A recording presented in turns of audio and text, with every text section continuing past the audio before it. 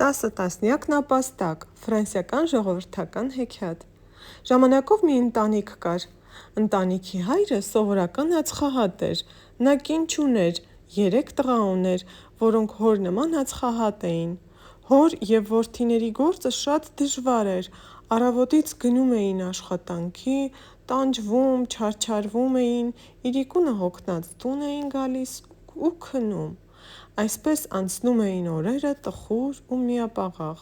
Մի օր նրանք թերթում կարդում են, որ թագավորը իր աղջկա համար փեսացու է փնտրում։ Թագավորը մի պայման էր դրել. ով ուզում է ամուսնանալ իր աղջկա հետ, պետք է թագավորին նվիրի 3 տանձ, ում բերած տանձերը ամենագեղեցիկը լինեն, նա էլ կդառնա թագավորի փեսա։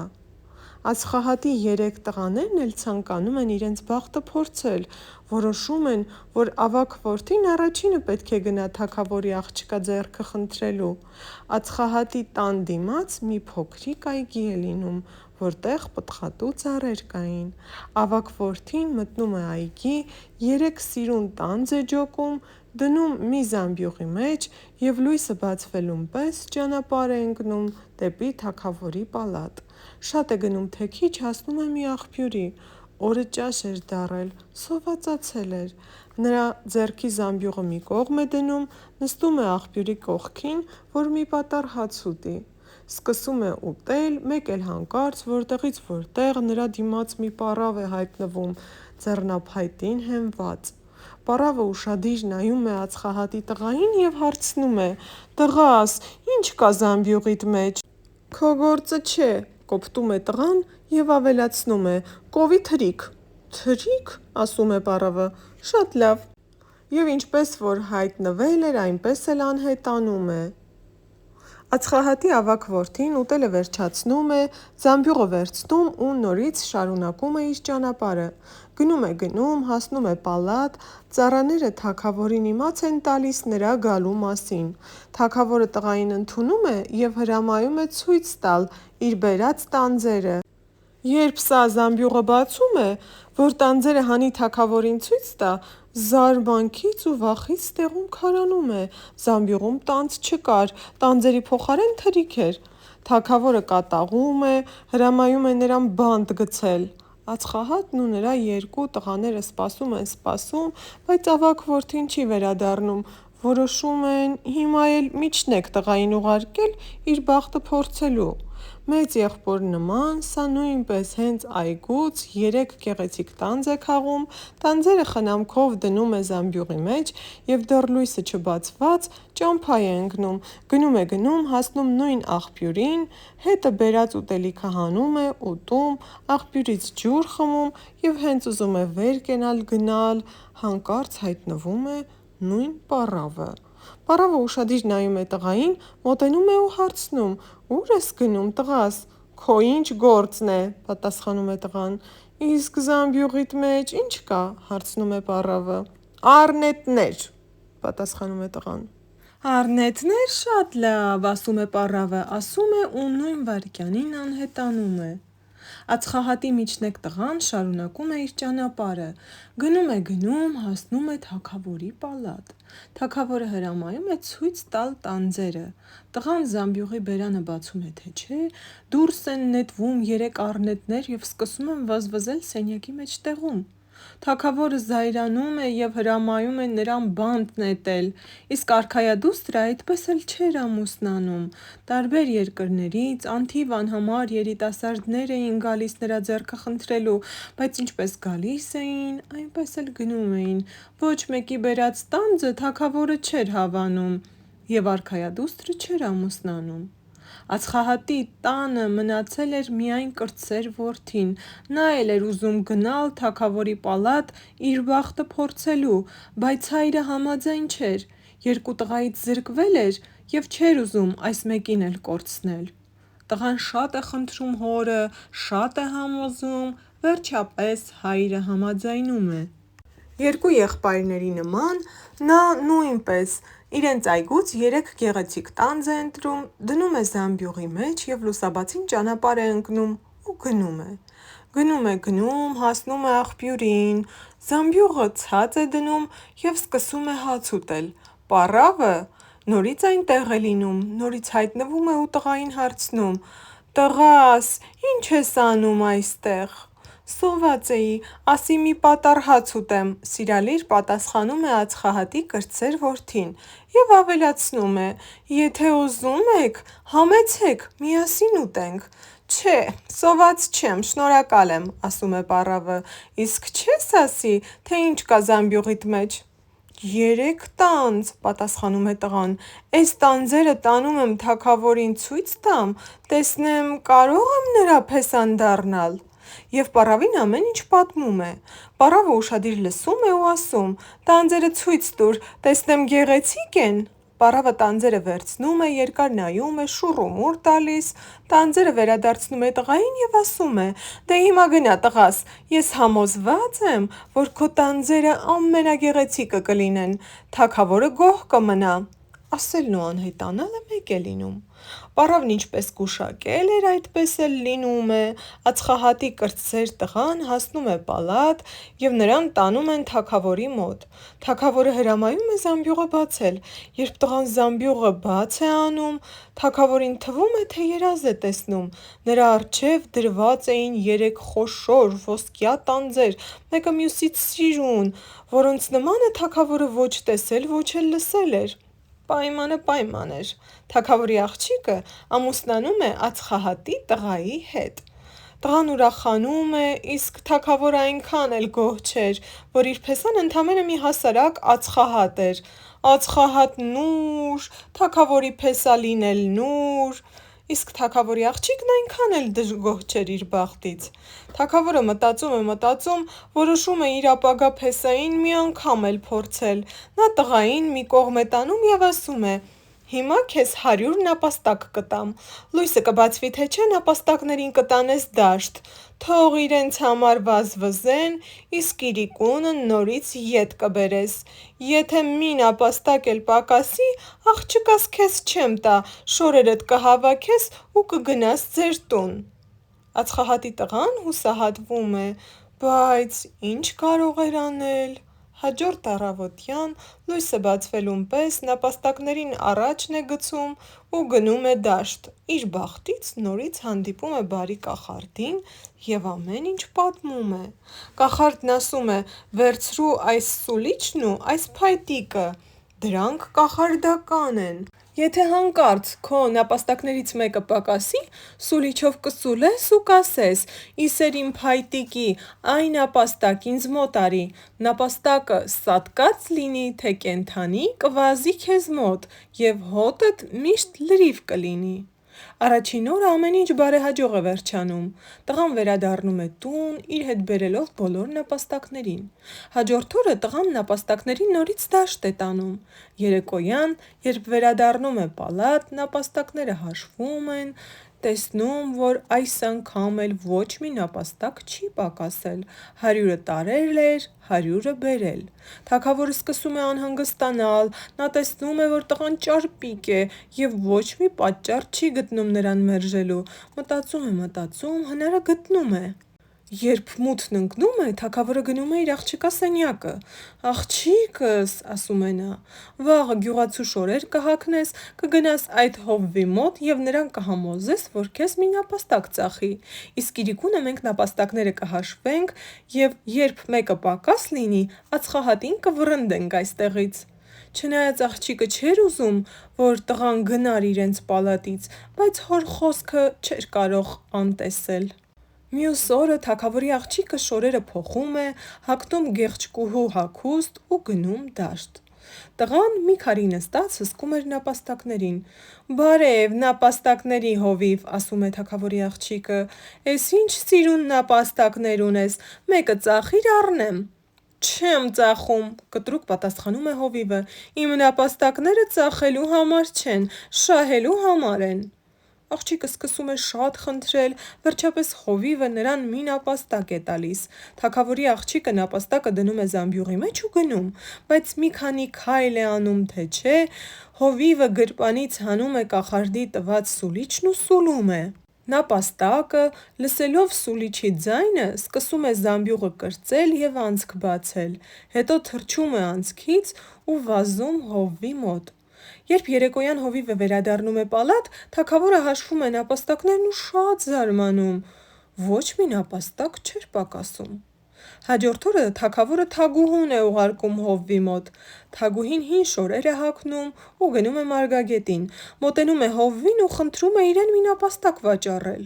Հովիվը նորից նույն պատասխանն է տալիս, ասում է, որ իր նապաստակները ոչ թե ծախելու, այլ շահելու համար են։ Կինը շատ է խնդրում, որ հովիվը մի նապաստակ էլ նրան տա։ Եվ հովիվը մի նապաստակ տալիս է նրան։ Ապահովության համար թագուհին խեղդում է նապաստակին, հետո դնում կողովի մեջ ու վազում դեպի պալատ։ Հովիվը գրպանից հանում է կախարդական սուլիչն ու սուլում է։ Սուլիչի ձայնից նապաստակը կենդանանում է, ծակում է կողովն ու վազում միանում մյուս նապաստակներին։ Եվ նորից հովիվը պալատ է վերադառնում 100 նապաստակների հետ միասին։ Չնայած թագավորը լրիվ հույսը կտրել էր, բայց որոշում է այս անգամ էլ ինքը գնալ տղայի մոտ։ Առավոտյան վեր է կենում, շորերը փոխում է, որ իրեն չճանաչեն, գնում հասնում է մարգագետին և հովվին ասում է. «Բարև հովիվ աղբեր, էդ ինչ լավ նապաստակներ ունես, մեկը ծախիր առնեմ»։ «Իմ նապաստակները ոչ թե ծախելու, այլ շահելու համար են», պատասխանում է հովիվը։ Թագավորը համոզում, վերջը հասնում է իր նպատակին։ Նա հովվից մի նապաստակ է առնում, մորթում, մաշկը հանում, դնում է զամբյուղի մեջ ու շտապում է պալատ։ Պալատ է հասնում, թե չէ կանչում է կնոջն ու աղջկան և ասում. «Տեսեք, նապաստակը բերել եմ»։ Նա նապաստակը դնում է թավայի մեջ, իսկ մորթին կախում է բուխարու կողքին, որ չորանա։ Երբ տուն վերադառնալու ժամը գալիս է, հովիվը սովորականի պես կախարդական սուլիչով սուլում է, որ նապաստակներին հավաքի ու գնա։ Այդ ժամանակ թագավորի տարած նապաստակն արդեն սկսել էին տապակել։ Սուլիչի ձայնից նապաստակը կենդանանում է, նորից մտնում է իր մորթու մեջ ու վազում միանում է մյուսներին։ Երեկոյան նապաստակների թիվը էլի 100 էր։ Թագավորը տեսնում է, որ տղային չի կարողանում հաղթել և ստիպված ինքն իրեն խոստովանում է. «Ուրիշ ճար չկա, ոնց երևում է, սրանք պետք է ամուսնանան»։ Թագավորը մի հաշվապահ է ունենում, որը նույնպես ուզում էր ամուսնանալ արքայադստեր հետ։ Հարսանիքի օրը նա հովվին կանչում է մի կողմ և ասում է. «Ուզում ես, քեզ հետ մի պայման կկապեմ, գիշերը թագավորի աղջկան ոչ մի խոսք մի ասա, սուս-փուս քեզ համար քնիր, փոխարենը խոստանում եմ քեզ 50,000 ֆրանկ տալ, վաղն էլ չխոսես, նորից փող կտամ, ամեն օրվա համար 50,000 ֆրանկ, համաձայն ես»։ Ածխահատի տղան, որ ամբողջ կյանքում այդքան փող չէր տեսել, զարմանում է, խաբվում է ու համաձայնում։ Հաջորդ առավոտյան թագավորը մտնում է նորապսակների սենյակը, որ իմանա, թե իր սիրելի աղջիկը գիշերն ինչպես է քնել։ «Մարդս ոնց որ խռոված լինի ինձնից», հորը բողոքում է աղջիկը, «էս գիշեր հետս չխոսեց, ոչ մի բառ չասաց»։ Թագավորը մխիթարում է նրան, ասելով, որ ոչինչ, ընտանիք է, պետք է համբերել։ Բայց երկրորդ գիշերը նույնպես տղան ծպտուն չի հանում, արքայադուստրը հուսահատված գնում է հոր մոտ և նրան ասում է. «Հայրիկ, այսօր ես շատ վատ եմ քնել, ամուսինս իրեն այնպես է պահում, կարծես ես նրա համար կամ չկամ, մի հաշիվ է»։ «Աղջիկս, արի մի օր էլ համբերենք», խորհուրդ է տալիս թագավորը, «եթե այս գիշեր էլ քեզ հետ չխոսի, էն ժամանակ ես նրա հարցը կլուծեմ»։ Բայց երրորդ օրը նույնպես աղջիկը գնում է հոր մոտ ու բողոքում է։ «Լավ», զայրանում է թագավորը, «ես այդ ածխահատին ցույց կտամ։ Ես նրան հորը կգցեմ, որը լիքն է սոված գազաններով, թունավոր օձերով ու կարիճներով, նրան մի վայրկյանում կհոշոտեն, ես նրա անունը կջնջեմ մարդկանց ցուցակից»։ Թագավորը ասում է ու անում է, և թագավորի աղջիկը նորից մենակ է մնում, հուսահատվում է, հալումաշ լինում։ Մի օր էլ նա գնում է հոր մոտ և ասում է. «Քանի որ հովիվը վատ մարդ դուրս եկավ, հիմա իր համար մեկ է, թե ում հետ կամուսնանա, ասում է. համաձայն եմ թեկուզ հաշվապահի կինը դառնալ»։ Եվ մի գեղեցիկ օր հաշվապահն ու թագավորի աղջիկը ամուսնանում են։ Հարսանիքի գիշերը բարի կախարդը, որը հովվի միակ հավատարիմ մարդն էր մնացել, իջնում է հորը և թագավորի աղջկա ամուսնության լուրը հաղորդում նրան։ Բայց այս անգամ էլ ամեն ինչ թագավորի ուզածին հակառակ էր դուրս եկել։ Վայրի գազանները հովվին չէին կերել։ Նրանք շատ հոգատար էին տղայի նկատմամբ, հենց որ նա որևէ բանի կարիք էր զգում, նույն վայրկյանին ճարում բերում էին, հորի մեջտեղում մի սեղան էին սարքել ու հովվին դրել սեղանի գլխին, իսկ պալատում, երբ հարսանիքի խնջույքն ավարտվում է, հարսուփեսա թագավորի աղջիկն ու հաշվապահը գնում են իրենց սենյակը, հենց ուզում են պառկել քնելու, մի մեծ մոծակ ու մի շնաճանճ մտնում են ննջարանը։ Դու մի ասա, այս մոծակին ու շնաճանճին կախարդն է ուղարկած լինում։ Շնաճանճը կանգնում է հաշվապահի քթին ու ամբողջ գիշեր նրան փռշտացնում է, իսկ մոծակը մեկ թագավորի աղջկա ուսին է կանգնում, մեկ էլ մեջքին ու ոտքերին և ամբողջ գիշերը ամբողջ մարմինը խուտուտ է տալիս։ Լույսը որ բացվում է, թագավորը գնում է հարսուփեսայի սենյակը, որ իմանա, թե աղջիկն ինչպես է քնել։ Ախ հայրիկ, ասում է աղջիկը, սա նրանից վատն է, ամբողջ գիշեր մի գլուխ փռշտում էր ու իր փռշտոցով հոգիս հանեց։ Ոչինչ, բոլորն էլ կարող են հիվանդանալ ու անտրամադիր լինել, ասում է թագավորը։ Երկրորդ գիշերը նույնը կրկնվում է։ Շնաճանճն ու մոծակը նորից իրենց գործը անում են, և թագավորի աղջիկն ավելի է բարկանում։ Լույսը բացվում է թե չէ, նա գնում է հոր մոտ։ Աղջիկը լաց է լինում և խնդրում է նորից ետ բերել իր առաջին ամուսնուն։ Աղջիկս, պատասխանում է թագավորը, հիմա գազանները նրան կերած կլինեն, բայց եթե շատ ես ուզում, արի միասին գնանք, իջնենք փոսը, քո աչքով տես, որ համոզվես։ Իսկ եթե նրան չեն կերել, ավելի լավ, կփրկենք ու ետ կբերենք։ Հայր ու աղջիկ իջնում են փոսը։ Իջնում են ու իրենց աչքերին չեն հավատում։ Հովիվը առոք-փառոք բազմել էր։ Նա այնպես էր սիրունացել, որ կարծես արքայորդի լիներ։ Ոչինչ չէր մնացել այն ածխահատից, որը մի քանի օր առաջ ամուսնացել էր թագավորի աղջկա հետ։ Թագավորն ու թագավորի աղջիկը տղային փոսից հանում են, բերում ու սկսում հարցուփորձ անել։